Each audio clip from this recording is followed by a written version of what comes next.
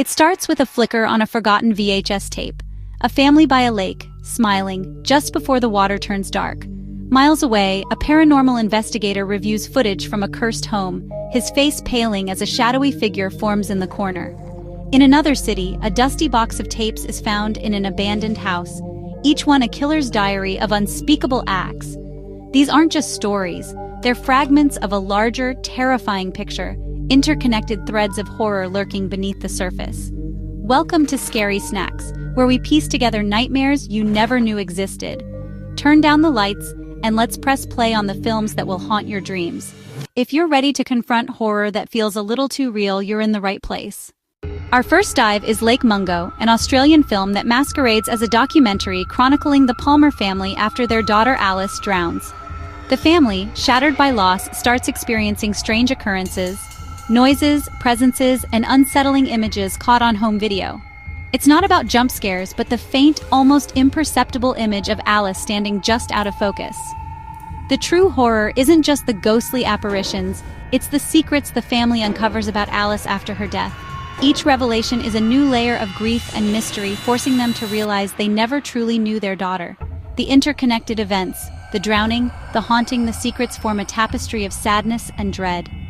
The most chilling moment comes from Alice's own footage, a video at Lake Mungo, months before her death, where she captures a bloated, familiar figure, her own drowned corpse. The haunting becomes a premonition. Alice's terror reaching out from beyond the grave. Lake Mungo doesn't just show you a ghost, it makes you feel the crushing weight of knowing your own demise is coming. The family is haunted not just by a spirit, but by the terrible, lonely secret Alice carried. The film's restraint is its power, quiet, creeping dread that seeps into your bones. The found footage style creates an unbearable intimacy. You're in the room with the Palmers, sharing their grief and terror. Ultimately, Lake Mungo is unforgettable because it's less about a ghost and more about grief, a monstrous, shapeless thing that haunts the living. The bloody image of Alice's fate is just the anchor for a deeper existential horror. It's a film that proves the most terrifying ghosts are the ones we create from our own sadness and secrets. Lake Mungo lingers because it feels real, and that's what makes it so terrifying. Sometimes, the scariest hauntings are the ones we never see coming. If Lake Mungo is a quiet descent, Noroi the Curse is a chaotic spiral into madness. This Japanese found footage film follows journalist Kobayashi as he investigates bizarre, seemingly unrelated events. The film is his final, unfinished work. He vanished after completing it. Kobayashi's investigation starts with a woman hearing babies crying next door, but quickly unravels into something ancient and sinister.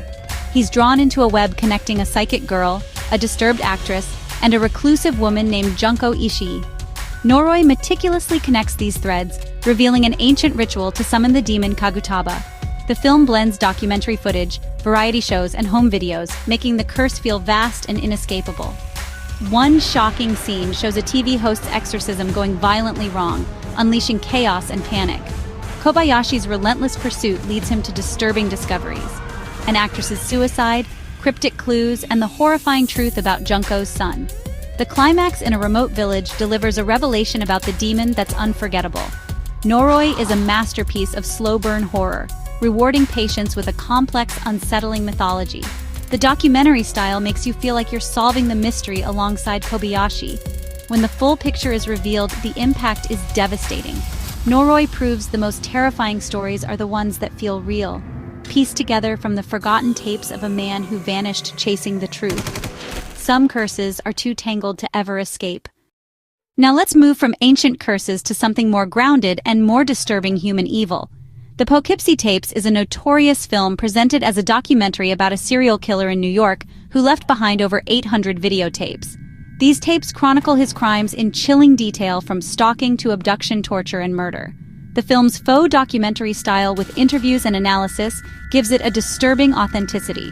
The killer's footage is raw and unsettling, his voice calm, manipulative, sometimes explosively violent. We see him in disguises, from helpful stranger to plague doctor, always in control. The narrative weaves together different timelines, showing the killer's meticulous, intelligent cruelty. The story of Cheryl, a victim turned accomplice, is particularly harrowing, a terrifying depiction of psychological torment and Stockholm Syndrome. The horror isn't in jump scares, but in the cold, unflinching gaze of the killer's camera. The Poughkeepsie Tapes pushes the boundaries of found footage horror, exploring the depths of human depravity. It leaves you with a profound sense of unease. The monster isn't under your bed, but behind the camera. Sometimes the scariest evil is the one that looks back at you through the lens. This is horror that feels like evidence, not fiction. What if horror infected an entire neighborhood? That's the premise of the Argentinian film. It opens with a woman hearing voices in her kitchen pipes, escalating to a brutal, bloody scene, her body violently slammed by an unseen force. Next door, Walter is tormented by a creature under his bed, unable to sleep, haunted by a physical entity that defies logic. These hauntings draw a team of paranormal investigators, each facing relentless, unique horrors in different houses. The film is a master of scares, building suffocating dread, not just relying on jump scares. One unforgettable sequence. The investigators try to coax out the creature, only to find a pale, resurrected boy standing silently in the kitchen. The hauntings are linked. Something has created a rift in reality, letting entities cross over. The scares are relentless and inventive, from contorted creatures to ghosts visible only through a camera lens. Never lets you get comfortable. It's a 90-minute panic attack. The horror is communal, spreading from house to house, impossible to contain. In this neighborhood, the nightmare is next door. And it's coming for you. Sometimes the scariest thing is what's lurking just beyond your own walls. Next takes us to Ireland, blending psychological horror with a terrifying haunting. David, a film archivist, discovers old police footage of murders in his own home, just as he suspects his wife of infidelity. After a heated argument, Alice disappears, her body found drowned in the canal, echoing the century-old crimes. David becomes the prime suspect, but he's convinced a malevolent spirit is at work. The film blurs the line between haunting and madness. Are the horrors real, or is David unraveling? The visuals are deeply disturbing. Ghostly faces, shadowy figures, and a grotesque creature crawling across the ceiling. The events are interconnected. The past murders, Alice's affair, her death, and the haunting all linked in a terrifying chain. David's obsession with the old footage becomes a curse, as the evil bleeds from one century to the next. The sound design, creaks, whispers, lapping water, traps you in David's paranoia. The film builds to a devastating conclusion, offering answers but no comfort. Is about how the ghosts of the past can destroy the present, and how evil can be transmitted through the very medium of film. Some horrors are recorded, waiting for someone to press play. Now, to a desolate Texas farm is pure, relentless dread. Siblings Louise and Michael return home to their dying father, only to find their mother terrified and soon dead by suicide. It's clear their father isn't just dying. Something evil is waiting for him to pass, tormenting the family. The farm is isolated, the horror slow and personal, feeding on grief and fractured relationships. The evil knows their secrets, using them as weapons. Louise finds her mother's diary, chronicling a visitor she believes to be the devil. The siblings, non-religious, are trapped in a battle for their souls. The scares are brutal. Visions of self-mutilation, ghostly figures, and even a goat whispering in the night. The setting amplifies the horror. Animals become conduits for evil. The landscape offers no escape. The family is alone, surrounded by inescapable darkness. Is bleak and uncompromising, a story about what waits when faith dies. The interconnected tragedies trap the family in a preordained fate. It's a bloody, nihilistic film that lingers long after the credits roll. Sometimes the devil is already home. For our final film, we plunge into chaos. A Turkish nightmare that's a headfirst dive into hell. 5 police officers answer a call in a notorious area, crashing their van and stumbling into a derelict building. Inside, they find a black mass, a cult performing grotesque rituals.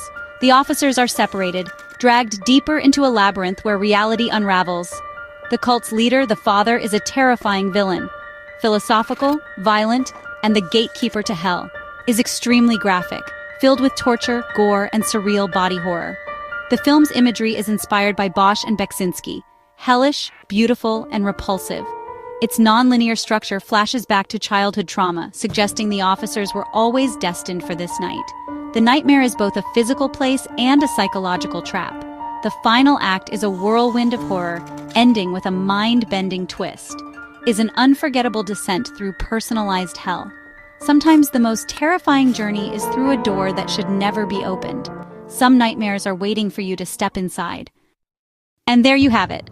7 films that dig their bloody fingers into your psyche and refuse to let go. From the grief of to the hellscape of, these stories prove horror is most effective when it feels real and inescapable. The common thread is interconnected dread, a curse, a family's trauma, a killer's timeline. Horror isn't always isolated, it's a chain reaction that can consume everything. If you enjoyed this breakdown, hit like, share, and subscribe to Scary Snacks for more nightmares. We've got more tapes to watch, more curses to uncover, and more nightmares to share. Stay scared.